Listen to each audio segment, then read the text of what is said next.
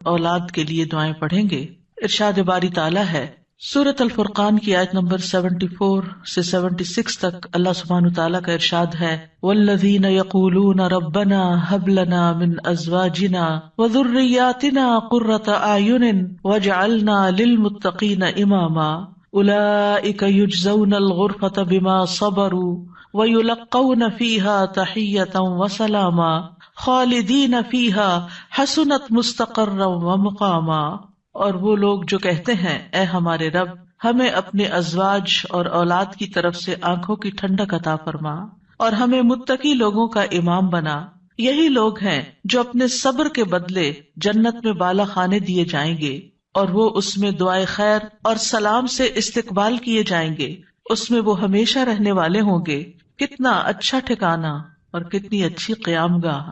اولاد کے لیے دعا مانگنا انبیاء اور اہل ایمان کا شیوا رہا ہے۔ ابراہیم علیہ السلام نے دعا کی تھی رب ھب لی من الصالحین، اے میرے رب مجھے نیک اولاد عطا فرما۔ اہل ایمان کی دعا اللہ تعالیٰ نے قرآن مجید میں ذکر کی ہے وَأَصْلِحْ لِي فِي ذُرِّيَّتِي، اور میری خاطر میری اولاد کی اصلاح کر دے۔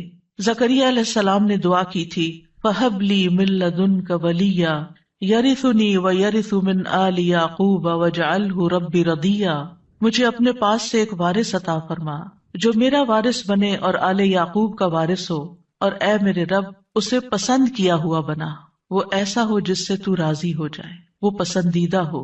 ابراہیم علیہ السلام نے دعا کی تھی رب اجعلنی مقیم الصلاۃ ومن ذریتی ربنا وتقبل دعا، اے میرے رب مجھے بھی اور میری اولاد کو بھی نماز قائم رکھنے والا بنا، اے رب میری یہ دعا قبول فرما۔ اہل ایمان ہمیشہ اپنی اولاد کے لیے دعا کرتے ہیں۔ سورۃ الفرقان کی جو آیات میں نے آپ کے سامنے پڑھی ہیں یہ عباد الرحمان سے متعلق آیات ہیں کہ رحمان کے خاص بندے، رحمان کے پسندیدہ بندے اللہ تعالیٰ سے دعا کرتے ہیں کہ ربنا ھب لنا من ازواجنا وذریاتنا قرۃ اعین، کہ اللہ ہمیں اپنی ازواج سے اور اپنی اولاد سے آنکھوں کی ٹھنڈک عطا فرما۔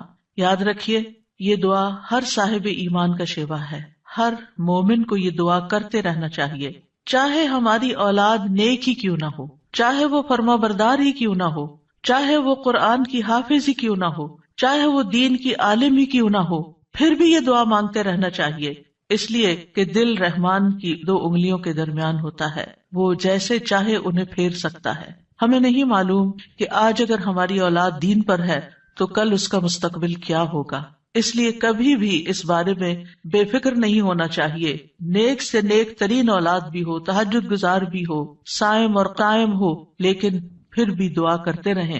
اگر آپ کی اولاد نیک ہے تو آپ کی دعائیں ان کی نیکی میں استقامت اور اضافے کا سبب بنے گی، یعنی وہ مزید نیک بنے گی، ان کے اندر مزید استقامت آئے گی، اور پھر اسی طرح ان کا ایمان بھی بڑھے گا۔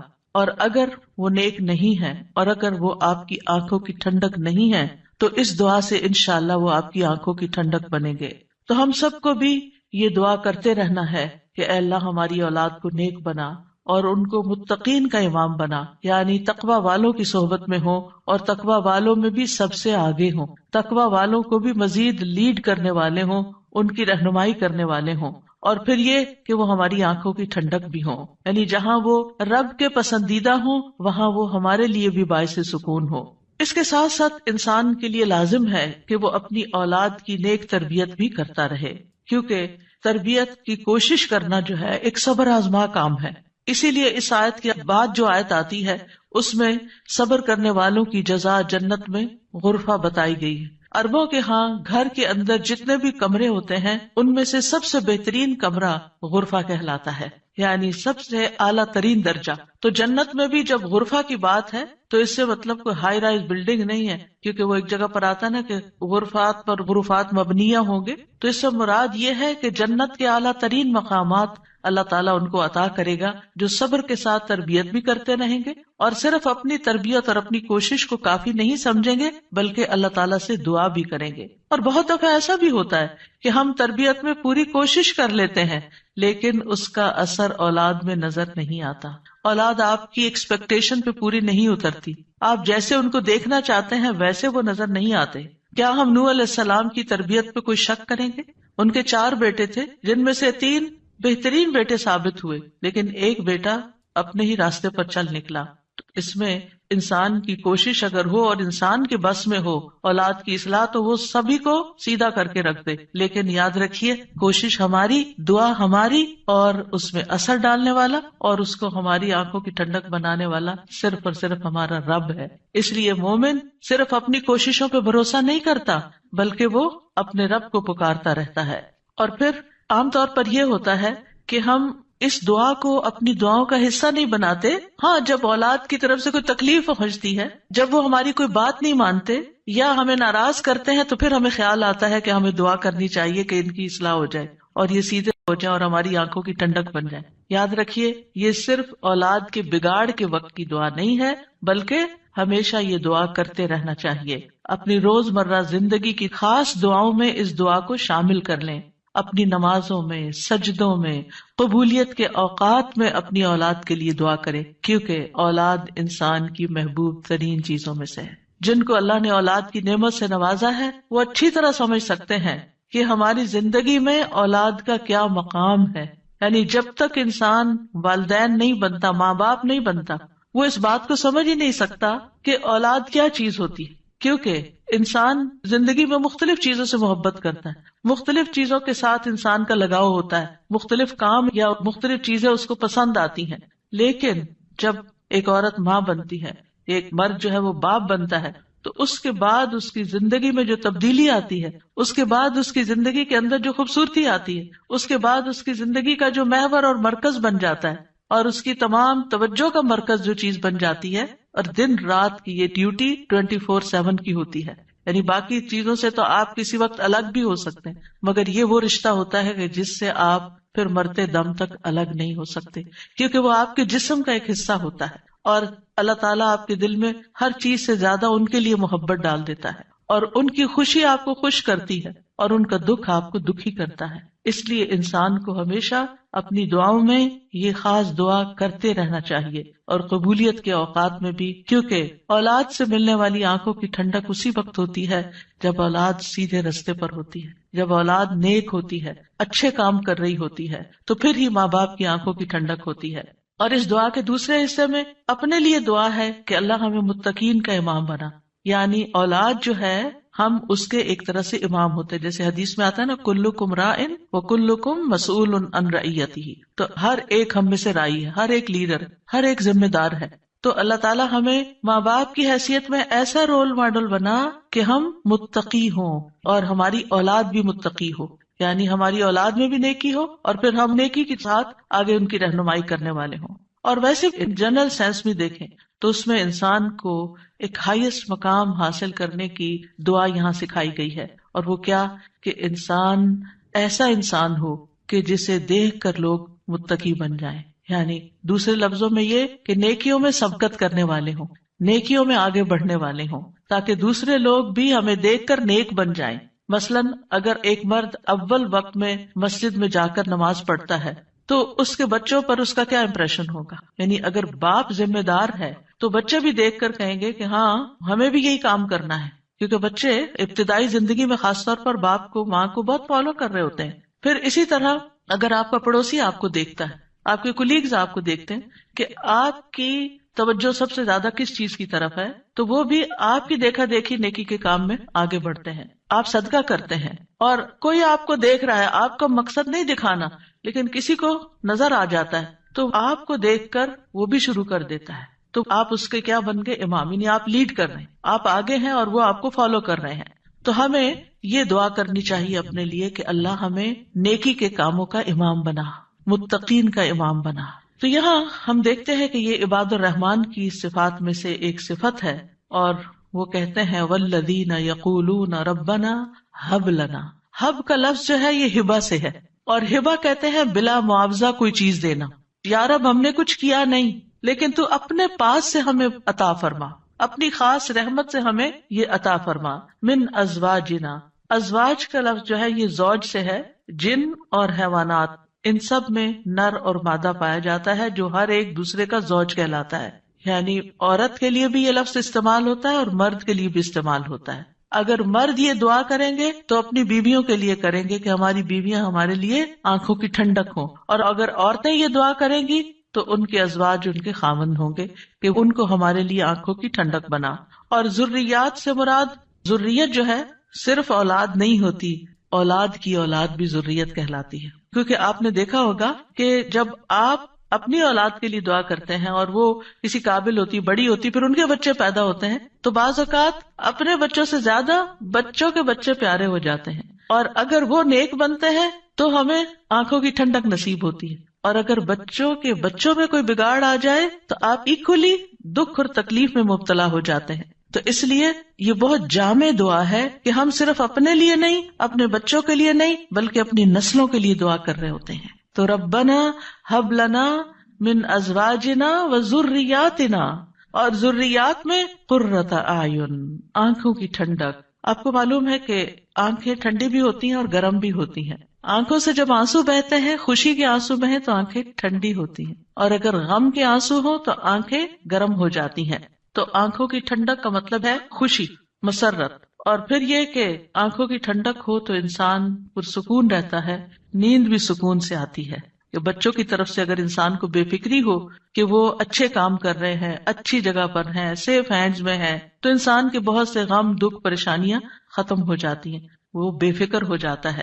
اور پھر اسی طرح یہ ہے کہ جب آنکھوں کی ٹھنڈک ہوتی ہے تو انسان کے دل کو بھی قرار ملتا ہے، یعنی آنکھوں کی ٹھنڈک صرف آنکھوں تک نہیں رہتی، بلکہ آنکھوں سے انسان جو کچھ دیکھتا ہے وہ اس کے دل تک اتر جاتا ہے۔ ابن عباس کہتے ہیں اس سے مراد ان کی وہ اولاد ہے جو اللہ کی اطاعت کے کام کرے تاکہ دنیا اور آخرت میں انہیں آنکھوں کی ٹھنڈک نصیب ہو۔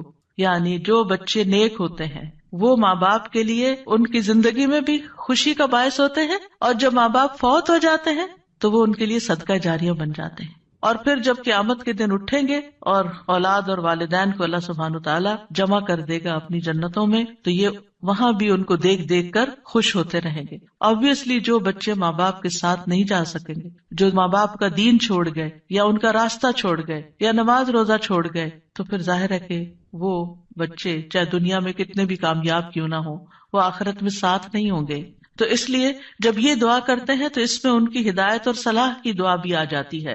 یعنی یہاں اس دعا سے مراد صرف بچوں کا ظاہری حسن اور خوبصورتی اور ان کی دنیا کی کامیابیاں اور دنیا میں ان کا مال و دولت کمانا، یہ بھی ٹھیک ہے، خوشی کی بات ہوتی ہے۔ بچہ خوبصورت ہو تو ماں باپ کو بہت اچھا لگتا ہے، بچہ اگر کامیاب ہو، کوئی ڈگری کر لے تو ماں باپ کو بہت اچھا لگتا ہے، بچے کو اچھی جاب مل جائے تو ماں باپ بہت خوش ہوتے ہیں۔ اور جو ماں باپ صرف دنیا کے لیے جیتے اور جن کا مطلب اور مقصد، ایم اور گول صرف دنیا کمانا ہوتا ہے، وہ انہی باتوں پر خوش ہوتے رہتے ہیں۔ لیکن جو اہل ایمان ہوتے ہیں ان کی خوشی صرف اس چیز میں نہیں ہوتی، ان کی خوشی اولاد کی نیکی میں ہوتی ہے کہ ہماری اولاد نیک ہو۔ تو جب ہم یہ کہتے ہیں کہ ہمیں آنکھوں کی ٹھنڈک عطا کر، تو اس سے مطلب یہ ہوتا ہے کہ اللہ وہ تیرے اطاعت گزار ہوں، فرما بردار ہوں، خیر اور بھلائی کے کاموں میں آگے جانے والے ہوں، اللہ کی عبادت اچھے طریقے سے کرنے والے ہوں، گناہوں اور حرام کاموں سے بچنے والے ہوں۔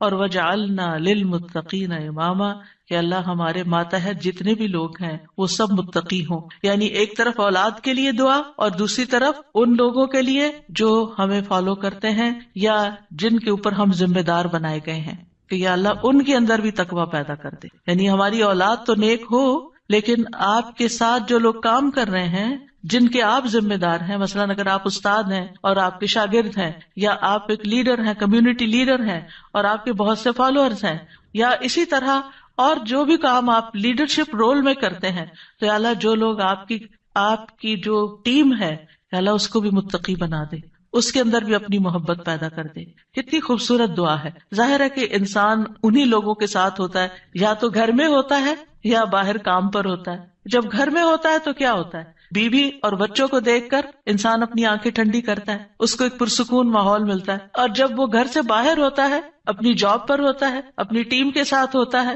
تو ان کی نیکی، ان کا اخلاق، ان کا تقویٰ دیکھ دیکھ کر اس کی آنکھیں ٹھنڈی ہوتی رہتی۔ سنسیئر مخلص ساتھیوں کا مل جانا یہ اللہ تعالیٰ کی بہت بڑی نعمت ہوتی ہے۔ اور پھر آپ دیکھیے کہ یہ نہ صرف ان کے تقویٰ کی دعا ہے، بلکہ جو خود متقی بننے کی خواہش رکھتا ہوگا وہی چاہے گا کہ اس کے ساتھی اور اس کے ماحول کے لوگ اور اس کے آس پاس کے لوگ تقویٰ والے ہوں۔ اور یہ معنی بھی اس کا بنتا ہے کہ یا اللہ تو ہمیں اتنا تقویٰ عطا کر کہ ہم متقین کے امام بن جائیں، یعنی ان متقین میں سے بھی سب سے آگے ہو تقوی میں. للمتقین اماما، یعنی ہمیں ہدایت کا امام بنا، لوگوں کو ہم سے ہدایت حاصل ہو، گمراہی کا امام نہ بنے. کیونکہ اللہ سبحانہ تعالیٰ نے خوش بخت لوگوں کے بارے میں فرمایا سورۃ الانبیاء میں، وَجَعَلْنَاهُمْ أَئِمَّةً يَهْدُونَ بِأَمْرِنَا وَأَوْحَيْنَا إِلَيْهِمْ فِعْلَ الْخَيْرَاتِ وَإِقَامَ الصَّلَاةِ وَإِيتَاءَ الزَّكَاةِ وَكَانُوا لَنَا عَابِدِينَ، اور ہم نے انہیں ایسے پیشوا بنایا جو ہمارے حکم کے ساتھ رہنمائی کرتے تھے، اور ہم نے ان کی طرف نیکیاں کرنے اور نماز قائم کرنے اور زکوٰۃ ادا کرنے کی وحی بھیجی، اور وہ صرف ہماری عبادت کرنے والے تھے. تو اس سے کیا پتہ چلتا ہے کہ ہم نے انہیں ایسا پیشوا بنایا جو ہمارے حکم کے ساتھ رہنمائی کرتے تھے. یہ ہے متقین کے امام، کہ جو اللہ کی مرضی اور اللہ ہی کے دی ہوئی جو تعلیم اور ہدایت ہے اس کے مطابق لوگوں کو گائیڈ کرتے ہیں، صرف اپنی من پسند چیزوں یا اپنی طرف سے چیزیں ایجاد نہیں کرتے. اور اہل شقاوت بدبخت لوگوں کے بارے میں آتا ہے وَجَعَلْنَاهُمْ أَئِمَّةً يَدْعُونَ إِلَى النَّارِ، ہم نے ان کو ایسے امام بنایا جو لوگوں کو آگ کی طرف بلاتے ہیں، جیسے فرعون تھا، قارون اور اس طرح کے لوگ کہ لوگ ان کو فالو کرتے تھے اور وہ خود بھی آگ کی طرف جانے والے. جیسے فرعون کے بارے میں آتا ہے يَقْدُمُ قَوْمَهُ يَوْمَ الْقِيَامَةِ فَأَوْرَدَهُمُ النَّارِ، کہ قیامت کے دن وہ اپنی قوم کو لیڈ کر رہا ہوگا اور انہیں آگ میں لے جا کے گرائے گا. تو اس لیے بہت ضروری ہے کہ ہم خیر میں اچھا نمونہ بنے. اور ویسے بھی آپ دیکھیں کہ انسان کے امپریشنز ہوتے ہیں، انسان جو کچھ کرتا ہے اچھا کرتا ہے یا برا کرتا ہے اس کے آثار ہوتے ہیں. یعنی آپ اچھا کرتے ہیں اور آپ کو دیکھ کے جتنے لوگ خاموشی سے اچھا کر لیتے ہیں وہ سارے آپ کے آثار ہو گئے، اور ان سب کی نیکی آپ کی نیکی میں جمع ہو گئی. اور آپ کو دیکھ کر اگر کوئی شخص غلط ٹرینڈ اختیار کرتا ہے تو اس کی قباحت بھی آپ کے پلے میں پڑ گئی. تو متقین کا امام بننے کے لیے یاد رکھیے دو چیزیں بڑی اہم ہیں، ایک ہے صبر اور دوسرے ہے یقین. صبر اور یقین، یہ دو چیزیں ہوں تو یہ مقام حاصل کیا جا سکتا ہے. اللہ تعالیٰ فرماتے ہیں وَجَعَلْنَا مِنْهُمْ أَئِمَّةً يَهْدُونَ بِأَمْرِنَا لَمَّا صَبَرُوا وَكَانُوا بِآيَاتِنَا يُوقِنُونَ، اور جب انہوں نے صبر کیا تو ہم نے ان میں سے ایسے امام بنائے جو ہمارے حکم سے رہنمائی کرتے تھے اور وہ ہماری آیات پر یقین رکھتے تھے. یاد رکھیے ایک بچے کی تربیت صبر آزما کام ہوتا ہے، اور اس کے بارے میں ہوپ فل رہنا بھی بڑا ضروری ہوتا ہے. کیونکہ اگر ہم صبر کا دامن چھوڑ دیں اور یہ کہے کہ یہ تو ماننے والے نہیں اور یہ ہماری سنتے نہیں، ٹھیک ہے جو چاہے کریں، اور ان کو کھلی چھٹی دے دیں، تو وہ تو بگاڑ کی آخری حد کو پہنچ جائیں گے. آپ کھلی چھٹی دے دیں گے نہیں، آپ کو اچھے اخلاق کے ساتھ، رویے کے ساتھ وقتاً فوقتاً ان کی اصلاح کا کام کرتے رہنا ہے. اور یہ صبر آزما کام ہے. یعنی بعض اوقات آپ کا دل اندر سے کٹ رہا ہوگا، آپ شدید غصے کا شکار ہوں گے، شدید نفرت کا شکار ہوں گے ان کے کسی غلط کام پر، لیکن آپ اس کا ایسا اظہار نہیں کریں گے کہ جس سے وہ ہمیشہ کے لیے آپ کو خیر بات کہہ کے چلے جائیں اور آپ سے کٹ جائیں. کیونکہ آپ دیکھیں بہت سے بچے ایسے ہوتے ہیں جو ماں باپ کی نیگنگ سے اور ماں باپ کی بد اخلاقی اور بدسلوکی سے پھر وہ ہمیشہ کے لیے ان کو چھوڑ ہی جاتے ہیں. تو ایسا کوئی طریقہ اختیار نہیں کرنا کہ جس سے وہ دور ہوں، بلکہ محبت کے ساتھ، یعنی اگر ان کے اندر آپ دیکھتے ہیں کچھ چیزیں ایسی ہیں جو درست نہیں، تو محبت کے ساتھ اور صبر کے ساتھ دعائیں کرتے کرتے ان کی اصلاح کرتے جائیں. ہو سکتا ہے آپ اپنی زندگی میں نہ دیکھیں وہ دن جس کو آپ دیکھنا چاہتے ہیں، لیکن مرنے کے بعد آپ کو ان کی دعائیں پہنچ رہی ہوں، آپ کی وہ محنت ضائع نہیں جائے گی. تو لما صبروا، صبر کرنا بہت ضروری ہے. اور پھر یہ ہے کہ ان کی طرف سے جتنی بھی آزمائشیں آئیں، ان کی طرف سے جو تکلیفیں آپ کو پہنچے، کیونکہ جو بھی ماں باپ بنتے ہیں وہ سب جانتے ہیں کہ اولاد کی طرف سے بعض اوقات آنکھوں کی ٹھنڈک سے زیادہ تکلیفیں ہی پہنچتی. یعنی وہ آپ کا مقام نہیں سمجھتے جب تک وہ خود ماں باپ نہیں بنتے، ان کو سمجھ نہیں آتی کہ ماں باپ کا مقام کیا ہے اور ماں باپ کی تکلیف کیا ہے. لہٰذا ایسے تمام مواقع پر صبر سے کام لینا ہے. اور دوسرا یہ کہ یقین رکھنا ہے، بے یقینی سے دعا نہیں کرنی، یقین رکھنا ہے کہ اللہ میری دعائیں سنتا ہے اور وہ ضرور سنے گا. لم اکم بدعائک رب شقیہ، اے رب میں تجھ سے دعا مانگ کر کبھی بدبخت ہوا ہی نہیں، تو دعاؤں کا سننے والا ہے. ایسی دعا کرنے والوں کا انجام بہت بہترین ہے. اللہ تعالیٰ فرماتے ہیں اولئک یجزون الغرفۃ، ایسے نیک بندے جن کے اندر یہ صفات ہوں، جو یہ چاہتے ہوں کہ ان کی اولاد اچھی ہو جائے، ان کے ازواج، ان کی بیوی یا شوہر اچھا ہو جائے، اور پھر صبر کے ساتھ یہ سب کام کریں، تو پھر ان کا انجام بھی بہت اچھا ہے. اور وہ کیا ہے کہ جنت کا اعلیٰ ترین مقام، جیسا کہ سورۃ العنکبوت میں آتا ہے والذین آمنوا وعملوا الصالحات لنبوئنہم من الجنۃ غرفا تجری من تحتها الانہار خالدین فیہا نعم اجر العاملین الذین صبروا وعلی ربہم یتوکلون. اور جو لوگ ایمان لائے اور انہوں نے نیک کام کیے ہم انہیں ضرور ہی جنت کے اونچے گھروں میں جگہ دیں گے، یعنی بہترین مقام پر جگہ دیں گے جن کے نیچے سے نہریں بہتی ہیں. یعنی اوپر جب ہوتا ہے تو نیچے کا سین زیادہ بہتر نظر آتا ہے. ہمیشہ ان میں رہنے والے ہیں. دنیا میں آپ اگر کوئی ایسی جگہ پر کسی سی سائڈ پر کسی بہترین سینری اور گرینری کے مقام پر اونچی کسی ہائیسٹ فلور پر پینٹ ہاؤس خرید بھی لیں رہ بھی لیں، لیکن آپ کو ہر وقت دھڑکا لگا رہتا ہے کہ پتہ نہیں کب دنیا سے چلے جانا ہے، یا اگر رینٹ پر رہ رہے ہیں تو پتہ نہیں کب یہاں سے نکلنا پڑ جائے، تو آپ پوری طرح انجوائے نہیں کر سکتے. یعنی انسان جتنا بھی چاہے دنیا میں کمپلیٹ انجوائمنٹ ہے ہی نہیں، کیونکہ اس کے ساتھ کئی مسائل اور کئی مشکلات ہوتی ہیں. لیکن آخرت میں بلند ترین مقامات میں فرمایا خالدین فیہا، وہ اس میں ہمیشہ رہیں گے. نکلنے کا، اس کو چھوڑنے کا، اس کے خراب ہونے کا، اس کی مینٹیننس کا کوئی فکر ہی نہیں ہے، صرف انجوائمنٹ ہی ہے. نعم اجر العاملین، لیکن یہ کس کو ملتا ہے؟ جو عمل کرتے ہیں، جو کام کرتے ہیں، جو محنت کرتے ہیں. کتنا اچھا اجر ہے عمل کرنے والوں کا. کون ہے وہ عمل؟ کیا دو عمل بتائے گئے؟ الذین صبروا وعلی ربہم یتوکلون، وہ جو صبر کرتے ہیں اور اپنے رب پر توکل کرتے ہیں، بھروسہ کرتے ہیں. اور اس کے علاوہ حدیث سے بھی اس مقام کو حاصل کرنے کی بات ہمیں پتہ چلتی ہے. نبی صلی اللہ علیہ وسلم نے فرمایا جنتی لوگ اپنے سے بلند کمرے والے کو، غرفہ والوں کو اپنے اوپر ایسے دیکھیں گے جیسے وہ دنیا میں چمکدار گہرے ستارے کو دیکھتے. اتنے بلند ہوں گے ان کے مقامات. آپ سوچئے کبھی آپ جب جہاز پر ونڈو سیٹ پر بیٹھے ہوتے ہیں تو آپ جب نیچے دیکھتے ہیں تو بعض بہت ہی خوبصورت مناظر نظر آتے ہیں. تو آپ سوچئے کہ جس کا گھر وہ ستارے کی جگہ پر ہو، اتنا بلند مقام اس کو مل چکا ہو، تو پھر اس کو کیا کچھ نظر نہیں آئے گا نیچے. فرمایا کہ جس طرح وہ دنیا میں چمکدار گہرے ستارے کو دیکھتے ہیں جو آسمان کے مشرقی یا مغربی کنارے میں بہت دور ہوتا ہے، ان میں سے ایک دوسرے سے افضل ہوگا. لوگوں نے عرض کیا یا رسول اللہ، یہ تو انبیاء کے محل ہوں گے جنہیں ان کے سوا اور کوئی نہ پا سکے گا. آپ نے فرمایا نہیں، اس ذات کی قسم جس کے ہاتھ میں میری جان ہے، یہ ان لوگوں کے لیے ہے جو اللہ پر ایمان لائے اور انبیاء کی تصدیق کی. ایک اور روایت میں آتا ہے بے شک جنت میں ایسے غرف ہیں جنتی ان کے باہر والے حصے کو اندر سے دیکھ سکیں گے اور اندر والے حصے کو باہر سے دیکھ سکیں گے. اللہ نے یہ ایسے شخص کے لیے تیار کیے ہیں جو لوگوں کو کھانا کھلائے اور سلام عام کرے اور رات کو نماز ادا کرے جب لوگ سو رہے ہیں. اور الحمدللہ رمضان ایسا مہینہ ہوتا ہے کہ جس میں آپ یہ تینوں کام کر سکتے ہیں. آپ کی ہرس ہوتی ہے کہ زیادہ سے زیادہ لوگوں کو افطار کرایا جائے، زیادہ سے زیادہ لوگوں تک راشن پہنچایا جائے، یعنی ان کو کھلایا جائے. اور جب آپ مسجد جاتے ہیں تو تراویح بھی ہوتی ہے اور بہت سے لوگ مل جاتے ہیں تو سلام پہ سلام ہو رہا ہوتا ہے. یا دینی مجالس کا زور ہوتا ہے رمضان میں جس میں لوگ اکٹھے ہوتے ہیں تو پھر ایک دوسرے سے ملاقات کر کے سلام کے مواقع آتے ہیں. اور یہ صرف رمضان ہی کے لیے نہیں ہے بلکہ سارا سال انسان ایسے کاموں کی رغبت رکھے، ایسے کاموں سے محبت کرے. اور ان کی جنت میں وہ کیا ہوگا؟ وَيُلَقَّوْنَ فِيهَا تَحِيَّةً وَسَلَامًا، وہاں ان کو سلام اور دعا دی جائے گی. تحیہ کہتے ہیں زندگی کی دعا دینا، یعنی ان کے استقبال کے لیے ایسے فرشتے موجود ہوں گے جو انہیں سلام بھی کریں گے اور سلامتی کی دعائیں بھی دیں گے. جب کوئی سلامتی کی دعا آپ کو دیتا ہے تو کتنا دل خوش ہوتا ہے. تو وہاں فرشتے ان کو دعائیں دے رہے ہوں گے، اور پھر آپس میں جب ملاقاتیں ہوں گی جنتیوں کی تب بھی سلام دعا ہو رہی ہوگی. اور یہ سلامتی ان کو کس لیے ملی؟ کیونکہ دنیا میں انہوں نے گناہوں سے سلامت زندگی بسر کی. خالدین فیہا حسنت مستقرا ومقاما، ہمیشہ اس میں رہیں گے.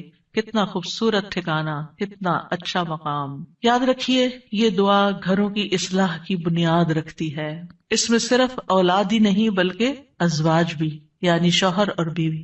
آج آپ دیکھیں کہ ہر دوسرے گھر کا یہ مسئلہ بنا ہوا ہے کہ گھر میں میاں بیوی کی لڑائیاں جاری ہیں. اس سے ایک دوسرے کے اندر ایک بے چینی، اداسی، پریشانی، کاموں میں رکاوٹ اور کتنی بے شمار خرابیاں. اور سب سے بڑی بات یہ کہ آپ اپنی اولاد کے لیے ایک بہترین نمونہ ہوتے ہیں. آپ صرف آپس میں نہیں لڑتے بلکہ اپنے بچوں کو ایک برا نمونہ پیش کر کے ان کی زندگیوں کو بھی جہنم بناتے ہیں. اور پھر آپ دیکھیے کہ کوئی اور انسان ناراض ہو جائے تو اس سے انسان کو اتنی تکلیف نہیں ہوتی، حتیٰ کہ اگر ماں باپ بھی ناراض ہوتے ہیں نا تو انسان اتنی پرواہ نہیں کرتا. لیکن اگر شوہر بیوی سے یا بیوی شوہر سے ناراض ہو تو انسان کے غم کی انتہا ہوتی ہے. کسی چیز میں دل نہیں لگتا، پریشانی چھا جاتی ہے اور ہر چیز بے مزہ ہو جاتی. چاہے خوبصورت ترین محل میں آپ رہتے ہو، خوبصورت ترین لباس آپ پہنتے ہو، بہترین کھانے آپ کھاتے ہو، لیکن اگر میاں بیوی کا آپس میں پیار نہیں ہے، آپس میں اتفاق نہیں ہے، آپس میں ایک دوسرے سے خوش نہیں ہے، تو زندگی کی کوئی خوشی نہیں ہوتی. تو اس لیے بہت ضروری ہے کہ اس دعا سے کام لیا جائے، اور جہاں کہیں تھوڑے بہت بھی پرابلمز ہیں وہ بھی انشاءاللہ حل ہو جائیں گے، اور جہاں بڑے مسائل ہیں اور جہاں مسائل نہیں بھی وہاں بھی یہ دعا پڑھی جائے تاکہ گھروں کے اندر ایک خوبصورتی آئے. یعنی اللہ تعالیٰ نے ہمیں منع تو نہیں کیا کہ دنیا میں ہم محبت سے زندگی نہ گزاریں، یعنی ہمیں دنیا میں بھی محبت چاہیے، آپس کی اتفاق اور پیار چاہیے. ایک محبت جو ہوتی ہے وہ انسان کی ضرورت ہوتی ہے، ایک دوسرے کی کیئر کرنا ایک ضرورت ہوتی ہے ہر انسان کی. اور اللہ سبحانہ تعالیٰ نے جوڑے بنائے کیوں ہیں؟ قرآن مجید میں اللہ تعالیٰ فرماتے ہیں وَمِنْ آيَاتِهِ أَنْ خَلَقَ لَكُم مِّنْ أَنفُسِكُمْ أَزْوَاجًا لِتَسْكُنُوا إِلَيْهَا وَجَعَلَ بَيْنَكُم مَّوَدَّةً وَرَحْمَةً إِنَّ فِي ذَلِكَ لَآيَاتٍ لِقَوْمٍ يَتَفَكَّرُونَ. اور اس کی نشانیوں میں سے ایک یہ ہے کہ اس نے تمہاری ہی جنس سے تمہارے جوڑے پیدا کیے یا بیویاں پیدا کی تاکہ تم ان کے پاس سکون حاصل کرو، اور تمہارے درمیان محبت اور رحمت پیدا کر دی. غور و فکر کرنے والوں کے لیے اس میں کئی نشانیاں ہیں. تو اللہ سبحانہ تعالیٰ نے شادی کا مقصد کیا رکھا ہے؟ سکون کا حصول. اور اگر شادی کے بعد انسان کا پہلا سکون بھی جاتا رہے اور سکون ہی لٹ جائے اور تکلیف اور پریشانی ہر وقت رہے تو اس نے کیا پایا؟ تو شادی کا مقصد ہی بہت ہو گیا.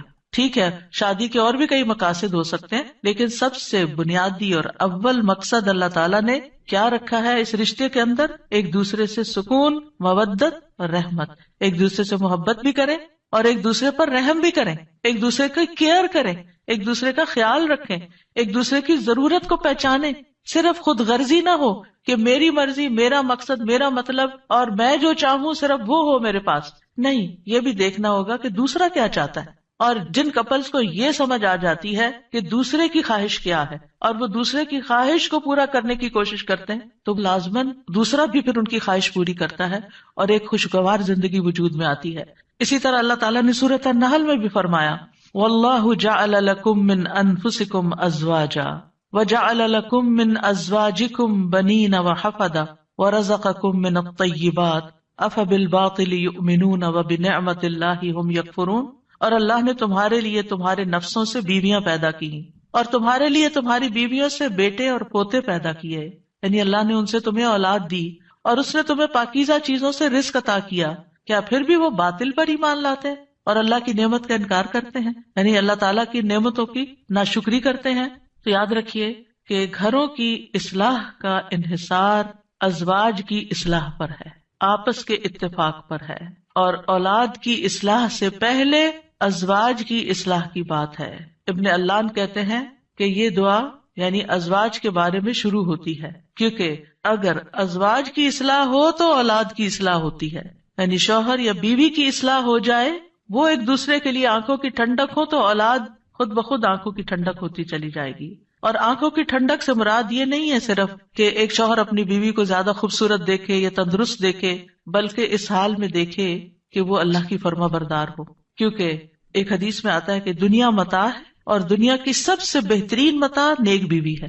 یعنی دنیا میں جتنی بھی نعمتیں ہیں ان میں سے سب سے بڑی نعمت ایک مرد کے لیے کیا ہے؟ ایک نیک بیوی ہے، ایک اچھی بیوی ہے. اور نیکی صرف نماز روزے کا نام نہیں ہوتی، نیکی اچھے اخلاق کا نام ہوتی ہے. ایک اور حدیث میں آتا ہے نا کہ جب ایک عورت 5 وقت کی نماز پڑھے، رمضان کے روزے رکھے اور اپنے شوہر کی اطاعت کرے، جب وہ اس کو دیکھے، اس کو خوش کر دے، تو وہ جنت کے جس دروازے سے چاہے داخل ہو جائے. یعنی اس تعلق کی بہتری اور خوبصورتی کا اتنا زیادہ اہتمام کیا گیا ہے. اور پھر آپ دیکھیں کہ متقین کا امام بننے کے لیے انسان کو پہلے گھر میں اچھا امام بننے کی ضرورت، یعنی گھر سے باہر آپ اسی صورت میں اچھے امام بن سکتے ہیں جب آپ گھر کے اندر خوبصورتی لاتے ہیں اور اس کے لیے کوشش بھی کرتے ہیں. دیکھیے کچھ رشتے ہمیں اللہ کی طرف سے بنے بنائے مل جاتے ہیں، جیسے ماں باپ کا رشتہ ہے. ماں باپ سے آپ کو انکنڈیشنل لو ملتا ہے.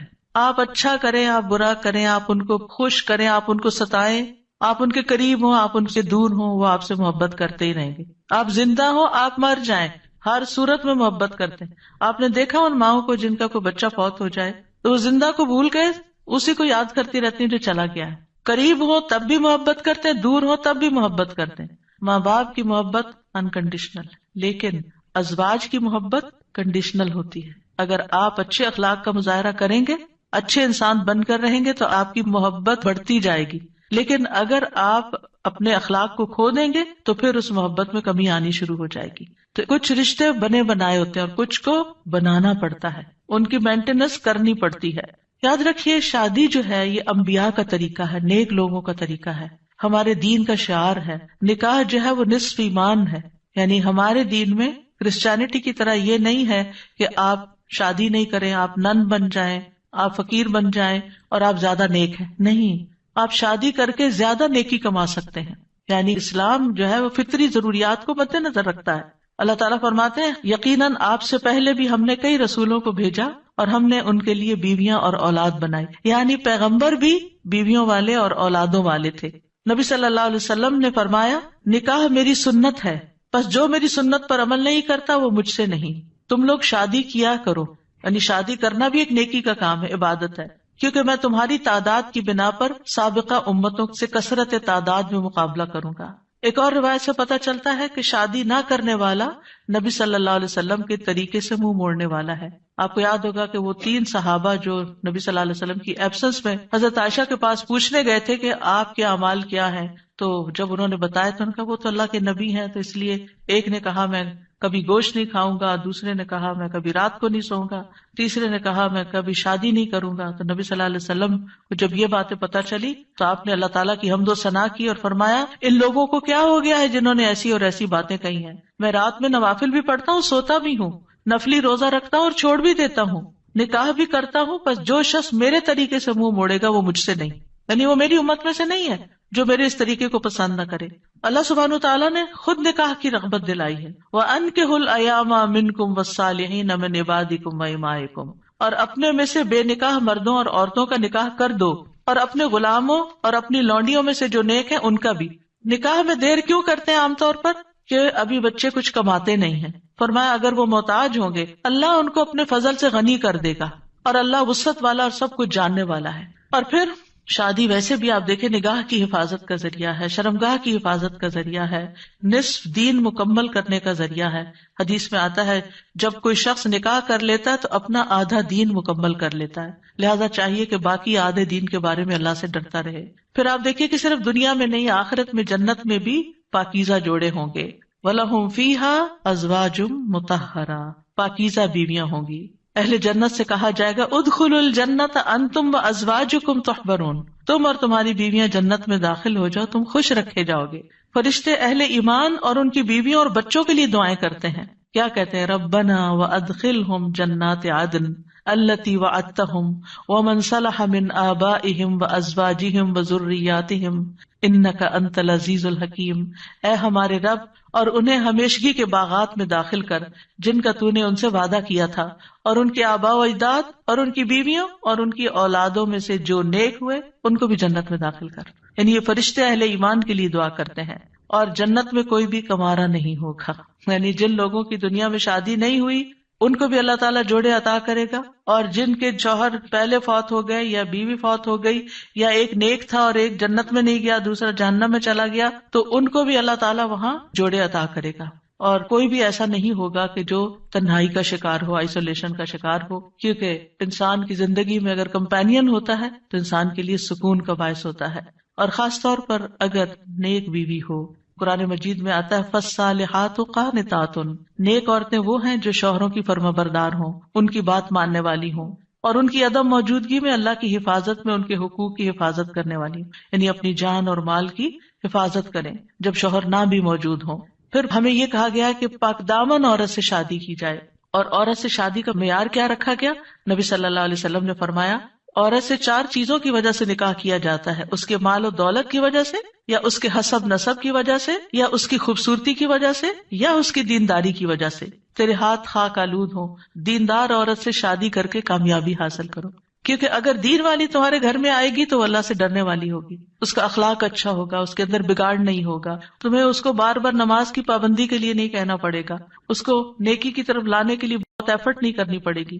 اور پھر آپ دیکھیں کہ ایک ماں کے اوپر انحصار ہوتا ہے کہ بچوں کی کیا تربیت کرتی ہے، کیونکہ تربیت اولاد باپ کا حصہ کم ہوتا ہے، ماں کا حصہ زیادہ ہوتا ہے. اگر ایک بچہ اپنی ماں کو نیک دیکھتا ہے تو اس کے اندر ایک نیکی کی محبت پیدا ہوتی ہے. تو بہرحال یہ رشتے جو ہیں ان کے لیے دعا بھی ہے، اور اس کے ساتھ ساتھ انتخاب بھی اچھا ہو، اور پھر ان کو بنانے کے لیے کوشش بھی رہے۔ اللہ تعالیٰ مردوں کو حکم دیتے ہیں وَعَاشِرُوهُنَّ بِالْمَعْرُوفِ، عورتوں کے ساتھ بھلے طریقے سے زندگی بسر کرو، یعنی ان کے حقوق ادا کرو، اور ایک دوسرے سے محبت کرنا جو ہے یہ بھی دین کا حصہ ہے۔ عقبہ بن عامر کہتے ہیں میں نے رسول اللہ صلی اللہ علیہ وسلم کو یہ فرماتے ہوئے سنا کہ اسلام میں جائز لہو میں 3 چیزیں آتی ہیں: انسان کا اپنی بیوی کے ساتھ دل لگی میں مصروف ہونا، ہنسی مذاق کرنا، اپنے گھوڑے کی دیکھ بھال کرنا یعنی اس کے ساتھ ٹائم سپینڈ کرنا، اور تیر اندازی کرنا۔ بظاہر دیکھا جائے تو یہ ٹائم ویسٹر بھی ہو سکتے ہیں، لیکن یہ ہمارے دین میں ایک نیکی تصور کیے جاتے ہیں۔ یہ شغل جو ہیں یا یہ ہابیز جو ہیں یہ پسندیدہ ہیں۔ پھر یہ ہے کہ شوہر اور بیوی کو ایک دوسرے کا حق ادا کرنا ہے، کیونکہ یہ حقوق اللہ نے ایک دوسرے کے ذمے رکھے ہیں اور اللہ تعالیٰ قیامت کے دن پوچھے گا۔ بعض اوقات ایک بیوی یہ کہتی ہے کہ میں شوہر کا حق نہیں دیتی کیونکہ وہ بھی میری فلاں بات نہیں مانتا، یا شوہر یہ کہتا ہے میں بیوی کا حق نہیں دیتا کیونکہ میری وہ فلاں بات نہیں مانتی۔ نہیں، جب تک آپ اس رشتے میں ہیں دونوں کو ایک دوسرے کا حق دیتے رہنا چاہیے۔ اور کیوں دینا چاہیے؟ کہ اللہ کا حکم ہے، اس لیے نہیں کہ شوہر خوش ہوگا یا بیوی خوش ہوگی، اس لیے کہ میرے رب کا حکم ہے، اس لیے مجھے یہ کام کرنا ہے۔ اور جب آپ رب کو راضی کرتے ہیں تو رب بندوں کو بھی آپ سے راضی کر دیتا ہے۔ پھر اسی طرح یہ ہے کہ ایک دوسرے سے اچھے اخلاق کے ساتھ پیش آنا۔ نبی صلی اللہ علیہ وسلم نے فرمایا ایمان کے لحاظ سے کامل مومن وہ ہے جو اخلاق میں سب سے اچھا ہے، اور تم میں سے بہتر شخص وہ ہے جو اپنے گھر والوں کے لیے اچھا ہے، اور ایک روایت میں بیویوں کے لیے اچھا ہے۔ اس میں آپ دیکھیے کہ لوگ گھر سے باہر تو ہر ایک سے بڑا اچھا اخلاق رکھتے ہیں، لیکن گھر میں منہ بنا کے رکھتے ہیں، تو یہ اچھے اخلاق کی علامت نہیں۔ اللہ تعالیٰ نے جو کرائیٹیریا دیا ہے وہ کیا ہے کہ سب سے اچھا وہ ہے جس کا گھر میں اخلاق اچھا ہے۔ پھر اسی طرح یہ ہے کہ بدزبانی نہیں کرنی چاہیے۔ پھر بیوی کے ذمہ ہے کہ شوہر کی بات ماننے کے علاوہ شوہر کے مال اور اولاد کی حفاظت کرنے والی ہو، ان کو ضائع نہ کرے، صابر و شاکر ہو۔ شوہر کی ذمہ داری کیا ہے کہ گھر والوں پر خوشی سے خرچ کرے، اور نبی صلی اللہ علیہ وسلم نے فرمایا جو شخص اپنے اوپر خرچ کرتا ہے تاکہ وہ اس کے ذریعے لوگوں سے مانگنے سے بچے وہ اس کے لیے صدقہ ہے، یعنی آپ اپنی پرسنل نیڈز کے لیے اسپینڈ کرتے ہیں یہ بھی صدقہ ہے۔ جو شخص اپنی بیوی اور بچوں اور اپنے گھر والوں پہ خرچ کرتا ہے وہ بھی صدقہ شمار ہو جاتا ہے، یعنی شوہر کے نامہ اعمال میں وہ نیکی لکھی جاتی ہے کہ یہ اپنی بیوی پر بچوں پر خرچ کرنے والا ہے۔ پھر اسی طرح اچھے گزران کا اصول کیا ہے کہ ایک دوسرے کی اچھی عادتوں پر نظر رکھی جائے اور بری عادتوں کو اگنور کیا جائے۔ اگر ہم نے یہ ایکویشن بدلی کہ بری عادتوں کو ہر وقت ہائی لائٹ کیا، تم یہ نہیں کرتی، تم یہ نہیں کرتے، تم یہ نہیں کرتی، تم یہ نہیں کرتے، تو پھر زندگی جہنم بن سکتی ہے۔ کیونکہ ہر وقت اگر انسان اسی میں کڑتا رہے کہ اس شخص میں کیا خرابی ہے، کیا نہیں ہے، کیا کون سی برائی ہے، کون سی غلط عادت ہے، اور اسی پر لڑائی جھگڑا کرتا رہے، تو زندگی میں انجوائمنٹ نہیں رہتی، بلکہ اس کے برعکس نبی صلی اللہ علیہ وسلم نے یہ فرمایا کوئی مومن شخص کسی مومن عورت سے بغض نہ رکھے، یعنی بیوی سے نفرت نہیں کرنی چاہیے۔ اگر عورت کی ایک عادت ناپسند ہوگی تو کوئی دوسری عادت پسند ہوگی، تو کیا مطلب ہے کہ ناپسند بات کو چھوڑو، جو پسندیدہ ہے اس پر نظر رکھو۔ پھر اسی طرح یہ ہے کہ نیک اولاد کے لیے بھی کوشش کے علاوہ اور دعائیں بھی ہمیں سکھائی گئی ہیں، جیسے ان کی پیدائش سے پہلے ہی دعا کرنا، ربی حب لی من الصالحین، اے میرے رب مجھے نیک اولاد عطا کر، یعنی ابھی اولاد ہوئی نہیں لیکن پہلے سے ہی دعا مانگنا شروع ہو جائے انسان کہ اللہ مجھے نیک اولاد دینا۔ اور پھر یہ کہ شادی کے وقت ایسی عورت کا انتخاب کرنا جس کے اندر بچے پیدا کرنے کی صلاحیت ہو، کیونکہ نبی صلی اللہ علیہ وسلم نے اس بات کا حکم دیا کہ محبت کرنے والی اور زیادہ بچے پیدا کرنے والی عورت سے شادی کرو، یعنی یہ ہمارے دین میں پسندیدہ چیز ہے۔ پھر اسی طرح شادی سے ملنے والی جو نیک اولاد ہے اس کا فائدہ کیا ہے کہ وہ مرنے کے بعد والدین کے لیے دعائیں کرتی ہے اور ماں باپ کے لیے صدقہ جاریہ بن جاتی ہے، اور یہ والدین کی درجات کی بلندی کا ذریعہ بنتا ہے۔ جہاں تک اولاد کی تربیت کا تعلق ہے تو اولاد کے بارے میں سوال ہوگا، یعنی ماں باپ دونوں سے پوچھا جائے گا کہ انہوں نے ان کی تربیت میں کیا کوشش کی۔ پھر اسی طرح اولاد کا پہلا حق کیا ہے؟ حدیث میں آتا ہے نبی صلی اللہ علیہ وسلم نے فرمایا اپنے نطفوں کے لیے اچھی عورت کا انتخاب کرو، یعنی نیک عورت کا انتخاب کرو، اور دین میں ہم پلہ عورتوں سے نکاح کرو، اور ہم پلہ مردوں کو اپنی بیٹیوں کا نکاح کر کے دو۔